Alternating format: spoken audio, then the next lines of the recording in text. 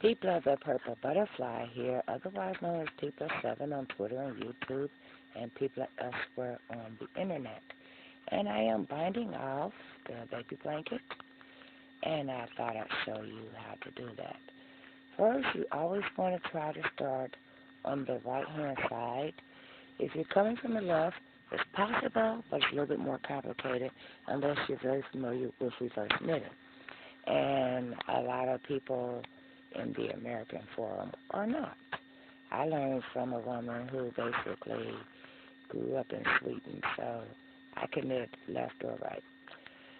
Then you always want to really try to end on a knitting row, but if you're working on a purl row, like with garter stitch, or if your whole project was in reverse stockinette, then you're going to knit as if it's a purl stitch and pull the stitch over.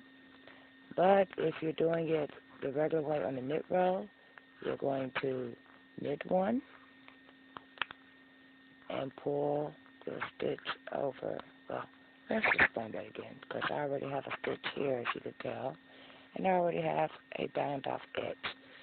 So let's start this over. You have a stitch on the needle already. You're going to knit a stitch and then pull the stitch that you knitted before over. Then you knit a stitch. Now when you're starting, you actually knit two. You knit one, knit another stitch, pull the first stitch over the second stitch. And that gives you the bind off edge, because you continue until you are done. And hold on, let me transfer this stitch over to that needle so I can show you the work from this side. You will notice the bound off edge actually looks like if you did a single crochet across. That's the one knit stitch leaning over the stitch before it, leaning over to the next one, leaning over to the next one. So your whole edge will look like that. If you're doing it from a purl side, it will actually look like it just literally ended in the purl. So that's what I'm doing now. Let me take this and put it back on the right hand needle, and then I'm going to knit as if it's a knit stitch since I'm on the knit side, and pull that stitch over, and then I'm just going to continue on across. Let's see if I get this on camera real good for you. I like to do it in this format, knowing that camera's right there, because the eye of my camera is in an odd location, so when I'm doing it this way, I can't actually see if you can see, shall we say. Hey, how about we do it that way?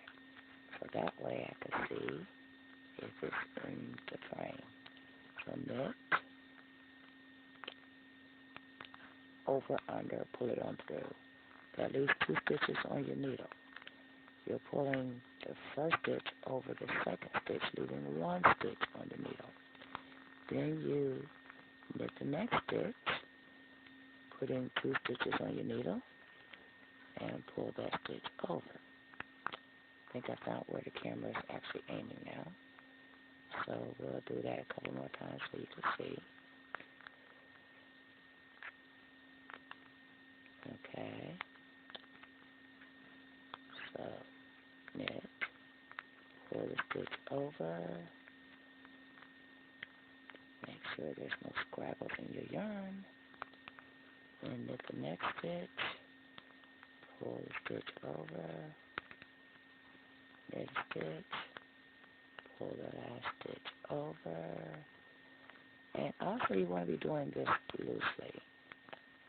Never ever bind off tightly. If you feel like your work is getting tight, or if the yarn is pulling from the skin, always pull out enough to loosen up your work.